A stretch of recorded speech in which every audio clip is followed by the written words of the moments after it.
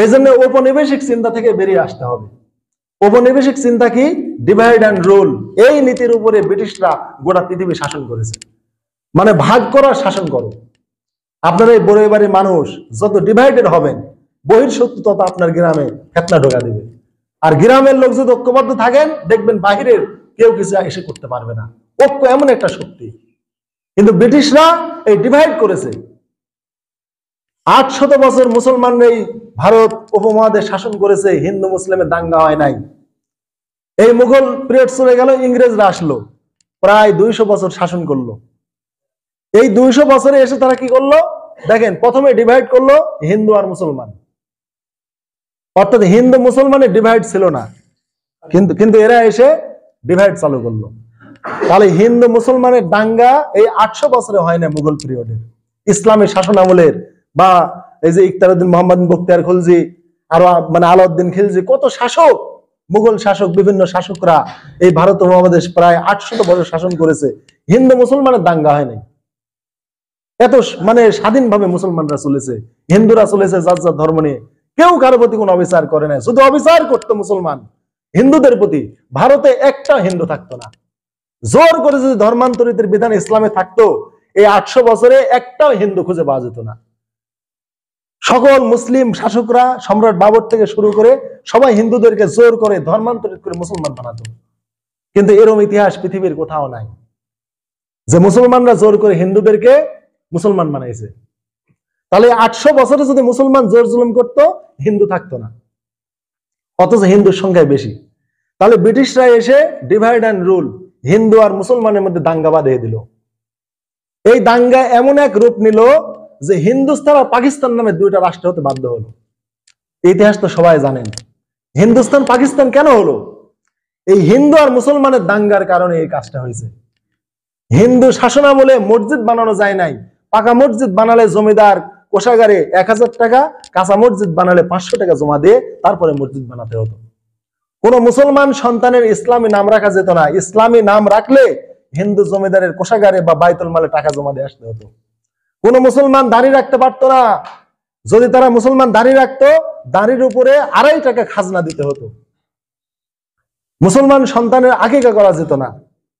আপনারা গোলাম মুর্তজার ইতিহাস চেপে রাখা ইতিহাস বই দুটা পড়বেন।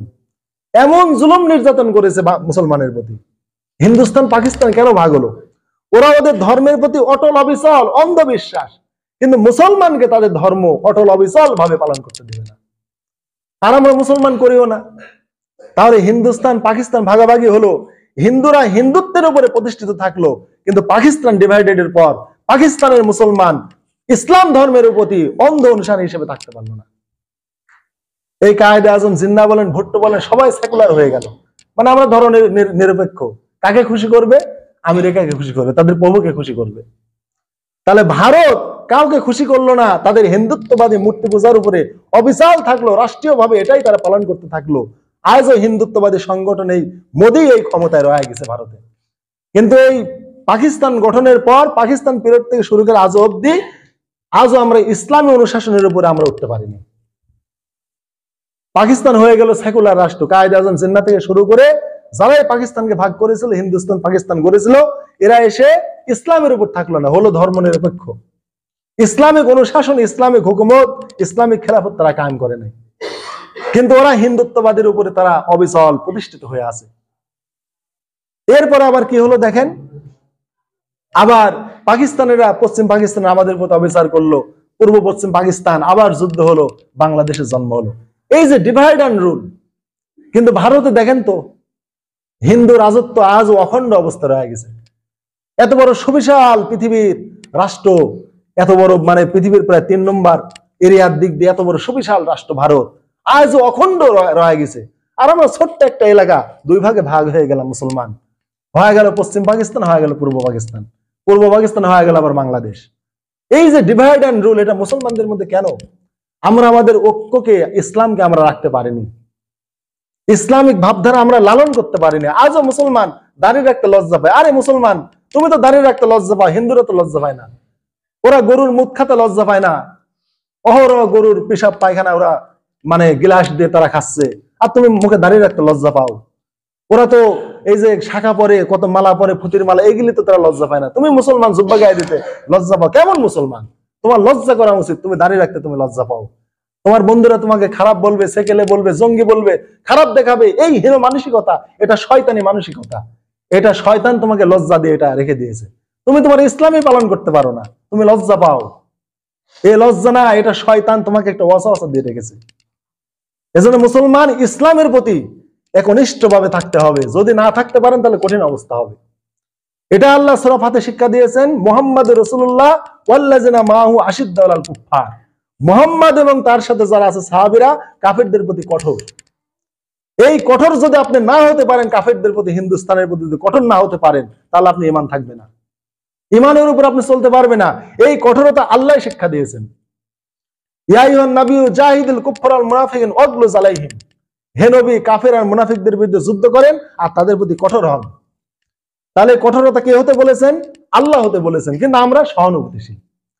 সহানুভূতিশীল হতে হবে নিজের জাতির প্রতি, রুহামাউ বাইনাহুম, নিজ এলাকা, নিজ জাতি, নিজ গোষ্ঠীর প্রতি দয়াশীল হতে হবে। আর কাফের মুশরিকদের প্রতি, হিন্দুদের প্রতি, মুশরিকদের প্রতি কঠোর হতে হবে, কেননা ওরা আমাদের প্রতি কঠোর। লা তাজিদান্না আশাদ্দান নাসি আদাওয়াতাল লিল্লাযিনা আমানুল ইয়াহুদা ওয়াল্লাযিনা আশরাকু। ওরা ঈমানদারদের ব্যাপারে সবচেয়ে জঘন্য কঠোর ইহুদি, 2 নম্বরে মুশরিক, এই হিন্দুরা। তাহলে মুশরিকরা কোনোদিন আমাদের বন্ধু হবে না। তাই যদি হতো, আমরা বন্ধুত্ব হিসাবে দেশের জন্য দাঙ্গা না বাঁধে, ওরা যেন স্বাধীনভাবে মূর্তি পূজা করতে পারে। আজ হেফাজতের কর্মীরা, জামাত শিবিরের লোকেরা, মাদ্রাসার ছাত্ররা মন্দির পাহারা দিয়ে সুন্দরভাবে পূজা হলো। বাংলার জমিনে এত সুন্দর সুষ্ঠুভাবে কোনোদিন পূজা তারা করতে পারে নাই। এইবার যেভাবে স্বাচ্ছন্দ্যে পূজা করতে পেরেছে। কিন্তু আমরা এত বন্ধুত্বের হাত বাড়ালাম আর তারা আমাদের ব্যারিস্টারকে খুন করলো, দিনে দুপুরে কিভাবে অস্ত্র দিয়ে খুন করলো। এই যে হিংসাত্মক মানসিকতা, এই জন্য মুসলমান ইসলামের প্রতি একবারে কঠোর হতে হবে যে আমি কঠোরভাবে আমি গোড়াভাবে ইসলাম পালন করব। আমার ইসলাম আমি পালন করি, এটা আমার সম্মান। এটা কি? এটা আমার সম্মান। আমার ইসলাম পালন করে আমার সম্মান, আমার দাঁড়িয়ে রেখে আমার সম্মান, আমার জুব্বা পরে আমার সম্মান, আমার পাগড়ি পরে আমার সম্মান। কেন মনমোহন সিং শিখ মানুষ, উনি তো মাথার পাগড়ি খুলে না, উনি তো দাড়ি কামায় না। আর আমাদের রাষ্ট্রপতি তো দাড়ি কামায়। উনি হিন্দু মানুষ, উনি তো ভারতের প্রধানমন্ত্রী ছিলেন, উনি তো পাগড়ি খুলেন নাই, উনি তো মুখের দাড়ি কামান নাই। এই পাগড়ি, টুপি, দাড়ি এগুলো তো তার রাষ্ট্র পরিচালনায় বাধা সৃষ্টি করতে পারে নাই। উনি এগুলি নিয়ে রাষ্ট্র চালিয়েছেন। আর আমাদের রাষ্ট্রপতি মানে দিনে মনে 2 বার করে শেভ করে, মানে দাড়ি রাখাকে উনি লজ্জাবোধ মনে করে। আর একটা ইসলামী রাষ্ট্রের রাষ্ট্রপতি, এগুলি জঘন্য। খুব খারাপ লাগে এই কথাগুলো আলোচনা করতে। আর এদেরকে আমরা ক্ষমতায় রাখি, এই ফাসিকদেরকে। আর এই জন্য আমাদের রাষ্ট্রের এই দুর্গতি, ইসলামকে তারা মানতে লজ্জা পায়। কায়েদ আজম মোহাম্মদ আলী জিন্নাহ বড় বড় কথা বলেছে, কিন্তু ইসলাম মানতে লজ্জা পাইছে, দাঁড়িয়ে একটা লজ্জা পাইছে। নারাজ হবে তাদের প্রভু আমেরিকা, নারাজ হবে। এই জন্য সেকুলারিজম চালু করেছে, ধর্মনিরপেক্ষ মতবাদ চালু করেছে। এই জন্য মুসলমানদেরকে এই ধর্মনিরপেক্ষবাদ, এই গণতন্ত্রবাদ, জাতীয়তাবাদ, এগুলো থেকে বেরিয়ে আসতে হবে। আমরা একমাত্র কঠোরভাবে ইসলামী পালন আমরা করব। এই জন্য ঔপনিবেশিক চিন্তা থেকে বেরিয়ে আসতে হবে। এই যে হিন্দু মুসলমান দাঙ্গা ইংরেজরা বাঁধিয়ে দিয়ে গেল, তারপরে মুসলমানদের মধ্যে দেখেন আবার বাঁধালো আহলে হাদিস মাযহাবী, মানে মাযহাবী লা মাযহাবী আবার তৈরি করলো। তারপরে মাজার পূজারি বেদাতি ওয়াহাবি তৈরি করলো। তারপরে দেওবন্দি বেরেলভি তৈরি করলো। তারপরে উম্মতে মুহাম্মাদিয়ার কাদিয়ানি সৃষ্টি করলো এই ব্রিটিশরা। করে যখন লা মাযহাবীরা, আহলে হাদিসরা এবং যারা হাক্কানি মাযহাব মানে এই মাযহাবীরা, ওয়াহাবিরা, তারপরে সুন্নিরা যখন ইংরেজ শাসনের বিরুদ্ধে কঠোর হলো, তখন কি করলো ইংরেজরা? ওই বাতিলদেরকে, মানে যারা গোরা মাজারপন্থী বা মাযহাব মানে যারা মাজার পূজারী, যারা বেদাতি, যারা কাদিয়ানি, এদেরকে এই সুন্নিপন্থীদের বা হক পদ্ধতির বিরুদ্ধে লেলিয়ে দিল। দেখো তোমাদের ওই তিতুমির হাজী শরীয়তুল্লাহ আমাদের বিরুদ্ধে কথা বলছে, তোমাদের পীরদের বিরুদ্ধে কথা বলছে, তোমাদের মাজার পূজার বিরুদ্ধে কথা বলছে, ওরা ইসলামের দুশমন। তখন তিতুমিরকে ইসলামের দুশমন বানিয়ে ফেললো। এই মুসলমানই, এই মদন পীর, মানিক পীর, সত্য পীর, এদের অনুসারীরাই তিতুমিরকে ইসলামের শত্রু বানিয়ে ফেললো। অথচ এই তিতুমির মুসলমানদের মর্যাদা রক্ষার জন্য বাঁশের কেল্লা, নারিকেল বাড়ির যুদ্ধে তিনি শহীদ হয়েছেন। তার বাঁশের কেল্লাকে কামান দিয়ে উড়িয়ে দিয়েছে ইংরেজরা, কিন্তু কোনো মাজার পূজারী তো মাজার উড়িয়ে দিল না, কিন্তু তিতুমিরের বাঁশের কেল্লা উড়িয়ে দিল। কিন্তু মাজার উড়িয়ে দিল না, মাজার পূজা ঠিকই রাখলো। কারণ এই মাজার পূজা দিয়ে ইংরেজদের প্রভুত্ব বা রাজত্ব টিকিয়ে রাখা যাবে। এই মাজার পূজারীদেরকে ওয়াহাবিদের বিরুদ্ধে আমরা লাগিয়ে দেবো।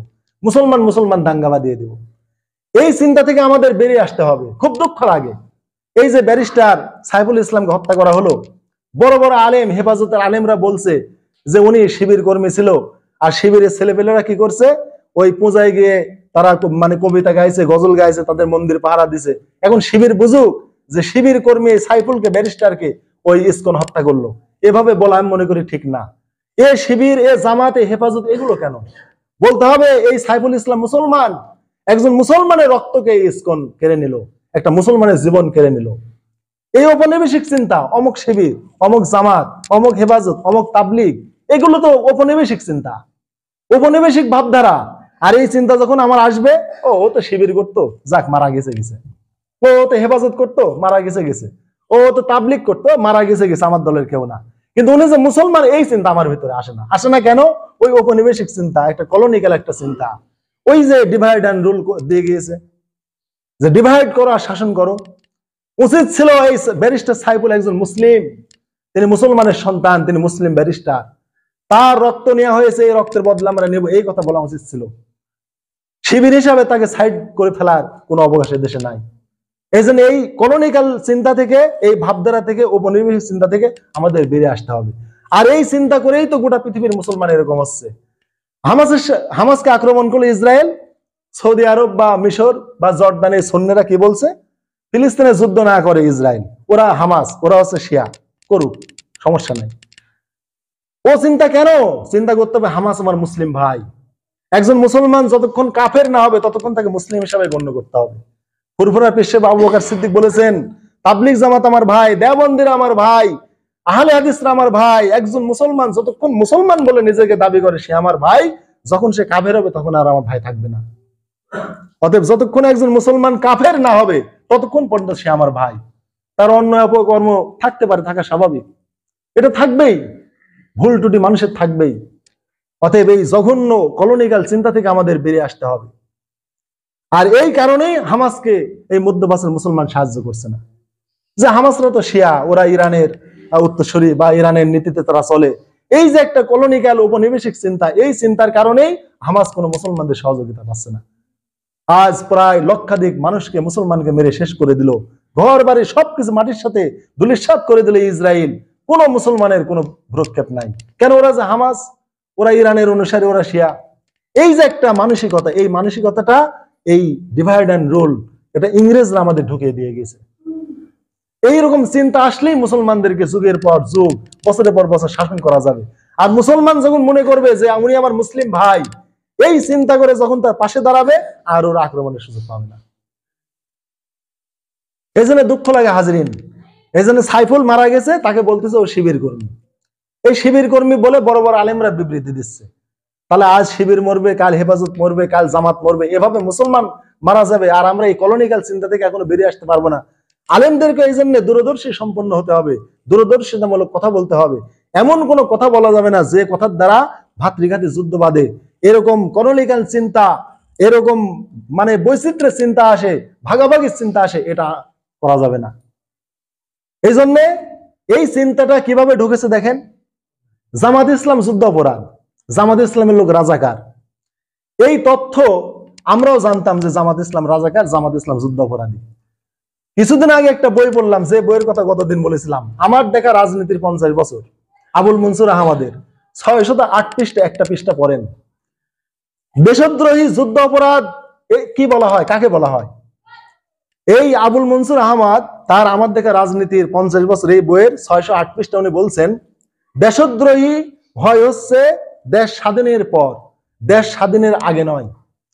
কোন দেশ স্বাধীনের পর ওই দেশের যারা ক্ষতি সাধনের চেষ্টা করে তারাই দেশদ্রোহী। কিন্তু দেশ স্বাধীনের আগে যদি কেউ দেশের বিরোধিতা করে, তাহলে ওইটা একটা রাজনৈতিক বৈচিত্র্য, একটা রাজনৈতিক একটা চিন্তা চেতনা, বা একটা রাজনৈতিক একটা মত পার্থক্য, জাস্ট এটাই, ওটা দেশদ্রোহী না। কিন্তু দেশ স্বাধীনের পর দেশের বিরুদ্ধে যারা লাগে তারা দেশদ্রোহী। এই জন্য হাজিরিন, আমি এই কথাটা পরে গভীরভাবে চিন্তা করলাম যে জামাত ইসলাম যে দেশদ্রোহী এটা প্রচার করা হয়, বা তারা রাজাকার, এটা কিভাবে? আসলেই তো এই কথাটা পরে আমি জানলাম। এই বইটা উনি লেখা শেষ করেছেন 1973 সালে। 1973 সালে নভেম্বর মাসে বইটা উনি লেখা শেষ করেছেন, এই আবুল মনসুর আহমদ। এই ইতিহাস মুক্তিযুদ্ধের কাহিনীগুলো লেখে এই কথাটা বলেছেন। এই জন্য হাজিরিন, কংগ্রেস ভারত স্বাধীন করেছে উনি বলেছেন, আর ওই টাইমে অনেকেই ভারত স্বাধীনের বিরোধিতা করেছিল, কিন্তু যারা বিরোধিতা করেছিল ওদেরকে দেশদ্রোহী হিসাবে কংগ্রেস বিচার করে নাই। অথচ ভারতকে স্বাধীন করেছে কংগ্রেস, পাকিস্তানকে স্বাধীন করেছে মুসলিম লীগ। আর সেই টাইমে অনেক দল বিরোধিতা করেছিল যে পাকিস্তান স্বাধীনের দরকার নাই। তাহলে মুসলিম লীগ পাকিস্তান শাসন করলো, যারা বিরোধিতা করেছিল তাদেরকে দেশদ্রোহী বলা হয় নাই। তার মানে এটা রাজনৈতিক মতপার্থক্য। দেশ স্বাধীনের আগে বিভিন্ন মতপার্থক্য থাকেই, দেশটা স্বাধীন হবে না যার সাথে আসি তার সাথে চলবো, এরকম জাস্ট একটা। এখন জামাত ইসলামের লোকজন মুক্তিযোদ্ধা হবে, তখন তারা একটা রাজনৈতিক মত পার্থক্য করলো, পাকিস্তানের সাথে থাকলে ভালো হবে, তাদের সাথে থাকাই উত্তম হবে। এটা হচ্ছে দেশ স্বাধীনের আগের চিন্তা, দেশ স্বাধীনের পরে কিন্তু নয়। অতএব দেশ স্বাধীনের আগের এই চিন্তাটাকে দেশদ্রোহী বলা হয় না, রাজাকার বলা হয় না। এটা জাস্ট একটা রাজনৈতিক মতপার্থক্য। তাই যদি হবে, এটাই যদি দেশদ্রোহী হবে, তাহলে বঙ্গবন্ধু শেখ মুজিবুর রহমান উনি লিখেছেন, যখন এই দেশে যখন উনি কিন্তু আওয়ামী লীগ কর্মী বা শেখ মুজিবের আদর্শের লোক, অথচ উনি সত্য কথাগুলো বলছেন যে এটাই যদি দেশদ্রোহী হবে, তাহলে বঙ্গবন্ধু শেখ মুজিবুর রহমান স্বদেশে এসে যে সোহরাওয়ার্দী উদ্যানে 5 লক্ষ লোকের উপস্থিতিতে যে বক্তব্য দিলেন, উনি প্রথমেই বললেন বাংলাদেশ স্বাধীনের টাইমে যার যা মন্তব্য ছিল, এখন দেশটা স্বাধীন, দেশ গড়ায় আপনারা আমাকে সাহায্য করবেন। কি সুন্দরভাবে উনি উল্লেখ করলেন। উনি কিন্তু উল্লেখ করলেন না আপনারা অমুক দল তমক দল দেশ স্বাধীনের বিরোধিতা করেছেন, এখন আপনাদের দেশদ্রোহী হিসেবে শাস্তি দেব, এই কথা বঙ্গবন্ধু বলেন না। কারণ বঙ্গবন্ধু জানতেন স্বাধীনের আগে মানুষের নানান কিসিমের নানান মানুষের এরকম মতামত থাকতেই পারে, এরকম মত পার্থক্য স্বাধীনতা নিয়ে মানুষের থাকতে পারে, খুবই স্বাভাবিক। কিন্তু বঙ্গবন্ধু যখন বললেন স্বাধীনতার টাইমে যার যার মতামত যা থাকে থাকুক, এখন দেশটা স্বাধীন, দেশ গড়ে আপনারা আমাকে সাহায্য করেন, এই কথা বলার পরে দেখেন তো জামাত ইসলামের লোক মুজিবের বিরুদ্ধে গিয়েছিল কিনা। যদি যায় তাহলে জামাত ইসলাম সত্যি দেশদ্রোহী। কিন্তু আপনারা প্রমাণ করেন, দেখেন জামাত ইসলামের লোক এই মুজিবের কথা শুনে তখন প্রতিবাদ করেছিল কিনা, নাকি শেখ মুজিবের সাহায্য করেছিল। অতএব জামাত ইসলামের লোক যদি মুজিবের কথার বিরুদ্ধে যায়, তাহলে বুঝবেন তারা রাজাকার বা তারা দেশদ্রোহী, কারণ স্বাধীন দেশের বিপক্ষে তারা আবার যাচ্ছে। কিন্তু দেখেন আমার জানা মতে গবেষণায় জামাত ইসলাম বাংলাদেশ স্বাধীনের পর স্বাধীনতার বিরুদ্ধে আর কোনো কথা বলেন না, দেশ গড়ার পিছনে তারা লেগেছেন। কিন্তু একটা গ্রুপ তাদেরকে দেশদ্রোহী, তাদেরকে রাজাকার, যুদ্ধ অপরাধী এই হিসেবে প্রমাণের জন্য উঠে পড়ে লেগেছিল। আজকে বাংলাদেশে ইসলামী ব্যাংক, ইসলামিক হাসপাতাল, যতগুলো উন্নয়নমূলক কাজ কারা করেছে? এই জামাত ইসলাম করেছে। কিন্তু তারা দেখেন তো কিছু করেছে কিনা। তারা বারবার এদেরকে বলেছে রাজাকার, দেশদ্রোহী, কিন্তু এখন তারাই দেশদ্রোহী দেশের বাইরে, ঠিক কিনা? তারাই দেশদ্রোহী হয়ে, রাজাকার হয়ে দেশের ক্ষতি করে, দেশের অর্থ সম্পদ লুটপাট করে তারা এখন দেশের বাইরে। হাজিরিন, মুসলিম শরীফের একটা হাদিস আছে, কোন মুসলমানকে তুমি কাফের বলো না। যদি কোন মুসলমান অপর মুসলমানকে কাফের বলে, সে যদি কাফের না হয়, যে বলবে সে হবে। এই জন্য জামাত ইসলামকে যুদ্ধাপরাধ বলেছে, দেশদ্রোহী বলেছে, রাজাকার বলেছে, কিন্তু জামাত ইসলাম মূলত দেশদ্রোহী নয়। এই জন্য আল্লাহ তাআলা ফতোয়াটা তাদের ঘাড়ে আল্লাহ দিয়ে দিয়েছেন। এই জন্য একজন মানুষকে আপনি শয়তান বলবেন, কিন্তু সে শয়তান না, তাহলে আপনি শয়তান হয়ে যাবেন। একজন মানুষকে যদি আপনি কাফের বলেন, সে কাফের না, আপনি কাফের হবেন। সহিহ মুসলিমের হাদিস। একজন মুসলমানকে আপনি বলবেন মুনাফিক, সে মুনাফিক নয়, আপনি মুনাফিক হয়ে যাবেন। এই ফতোয়াটা আল্লাহ রাসূল বলেছেন যে একজনের ঘাড়ের উপর আসবেই। অতএব একটা মুসলমানকে অভিযোগ চিন্তা ভাবনা করে দিবেন। আর আল্লাহ রাসূলের তারগিবের একটা সহিহ হাদিস, কোন মুসলমানের প্রতি যদি অপবাদ দেন, জাহান্নামীদের রক্তপুঞ্জ ডেন দিয়ে গড়ে যে সাগরে জমা হবে, ওই সাগরে এই অপবাদকারীকে চুবানো হবে, ওখানে সে সাঁতরাতে থাকবে। আর আল্লাহ বলবেন অমুককে রাজাকার বলেছিলে, অমুককে দেশদ্রোহী বলেছিলে, অমুককে না জঙ্গি বলেছিলে, আজকে ওইটা প্রমাণ করে তুমি এখান থেকে বেরিয়ে আসো। হাজিরিন, সেদিন কি পারবেন ওই সাইদি সাহেবকে রাজাকার বানাতে, জেনাকারী বানাতে? প্রমাণ করতে পারবেন? বেশ্যাদেরকে সেদিন খুঁজে পাবেন কার সাথে উনি বেশ্যাবৃত্তি করেছিলেন, নাউজুবিল্লাহ। একটা আলেমের চরিত্র কত বড় কলঙ্ক দেন। একজন আলেমকে আপনি কিভাবে জঙ্গি বানান, মামুনুল হকের প্রতি কিভাবে আপনি অপবাদ দিয়েছেন, একটা নারীকে আপনি তৈরি করে কিভাবে তার চরিত্র নষ্ট করেছেন। এই যে কাজগুলো যে আপনারা করেছেন, কিয়ামতের দিন ওই সাগরে আপনি হাবুডুবু খাবেন। আর আল্লাহ বলবেন যার প্রতি যে অপবাদ দিয়েছো ওইটা আজকে প্রমাণ করে তুমি উঠে আসো। যতক্ষণ প্রমাণ না করতে পারবে ওই সাগরেই তুমি হাবুডুবু খাবে।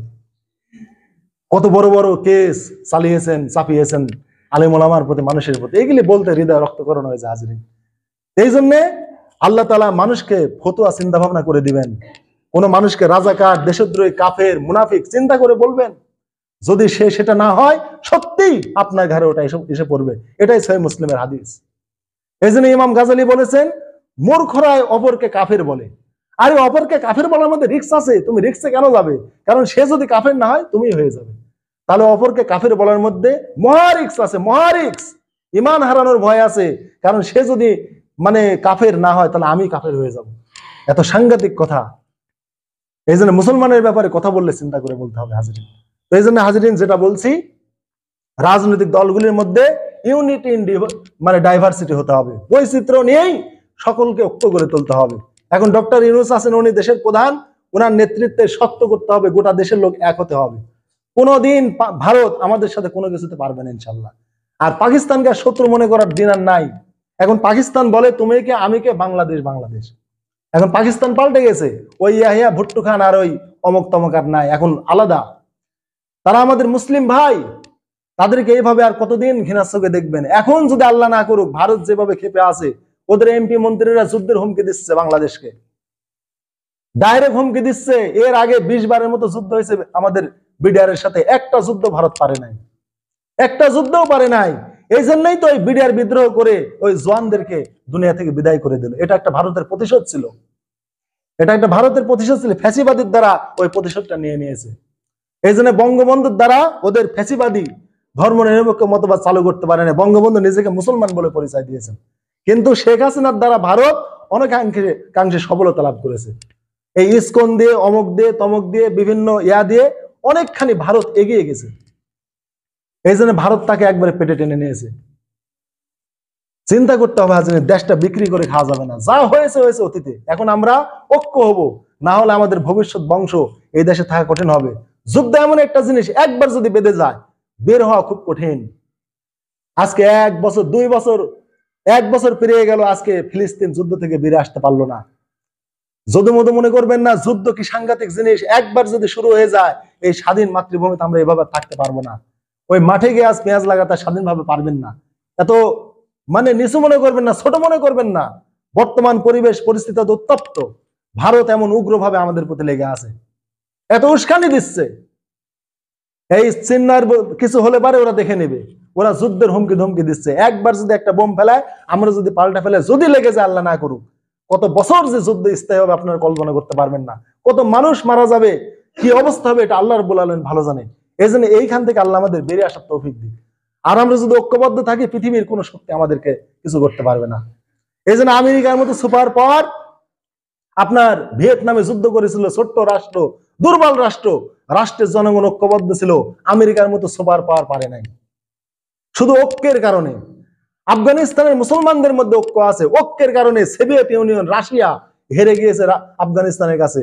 আমেরিকার মতো পরাশক্তি 20 বছর যুদ্ধ করার পর বিড়ালের মতো লেজ গুটিয়ে আফগানিস্তান থেকে পালিয়ে গেছে, শুধু মুসলমানদের ইমানের উপর ইস্তেকামত থাকার কারণে, ইসলামের প্রতি ইস্তেকামত থাকার কারণে, আর রাষ্ট্রীয় সংহতি ঐক্য থাকার কারণে তারা পারে নাই। এই জন্য আমাদের বাংলাদেশ হোক ছোট রাষ্ট্র, আমাদের সব আছে, আমাদের বিপদে পাকিস্তান ইনশাল্লাহ আমাদের সাহায্য করবে। পাকিস্তান বসে থাকবেন, ওরা মুসলমান, ওরা দেখবেন যে ওরা যে আমাদের অবিচার করেছিল এককালে, হঠাৎ যদি আল্লাহ না করুক ভারতের সাথে যুদ্ধ বেঁধে গেলে, ওরা তার খেসারত দিবে যে আমরা আমাদের বাঙালি ভাইয়ের প্রতি এককালে জুলুম করেছিলাম, এখন এই মাজলুমদের পক্ষে, এখন জালেমদের বিপক্ষে একটু যুদ্ধ করে আমরা একটু খেসারত দিই। তারা খেসারত দিতে প্রস্তুত আছে, তারা অনুতপ্ত। তারা বাংলাদেশের প্রতি যে বৈষম্য আচরণ করেছে, তারা এর জন্য অনুতপ্ত। এই জন্য হাজরিন, আমাদের কি হয়, যদি ভারত পাকিস্তান খেলা হয়, আমরা কি করি, ভারতের পক্ষ নেই। কি কারণে নেই? পাকিস্তানের লোকেরা রাজাকার। এই যে মুসলমান আপনি নিলেন হিন্দুস্তানের পক্ষ, আর পাকিস্তানের বিপক্ষে আপনি গেলেন। বিশ্বাস করেন, ভারত পাকিস্তান খেলা হলে, যদিও আমি খেলাকে সমর্থন করি না, কিন্তু আমার হৃদয়ে কখনোই হিন্দুদের প্রতি আমার সায় দেয় না। একটা মুসলিম রাষ্ট্র খেলাধুলা যতই না জায়েজ হোক, ফুটবল খেলা হোক, ক্রিকেট খেলা হোক, যতই না জায়েজ হোক, যাই হোক, হৃদয়ে কখনো আমার বিধর্মীদের প্রতি আমার সায় দেয় না। কিন্তু যদি শুনি যে অমুক দলটা তুরস্ক বা সেনেগাল বা ইসলামিক কান্ট্রি অমুকের সাথে খেলা হচ্ছে, কেমনি জানি মুসলমানের প্রতি হৃদয় থেকে একটা ভালোবাসা চলে আসে, একটা জন্য সাপোর্ট চলে আসে হৃদয় থেকে। তো এই অনুভূতি যদি ইমান আপনার এটা জোশ যদি না আসে, হিংসাত্মক মানসিকতা নিয়ে দুনিয়ার থেকে যান, তাহলে আর কবে সম্মতি ফেলবে? এজন্য হাজরিন, আমরা এদেশে ঐক্যের একটা পরিবেশ তৈরি করি, সামাজিকভাবে আমরা ঐক্য বজায় রেখে আমরা চলি, দেশে আমরা ঐক্য বজায় রেখে চলি। আল্লাহ আমাদের তৌফিক দান করুক। সুবহানাল্লাহ বিহামদিহি।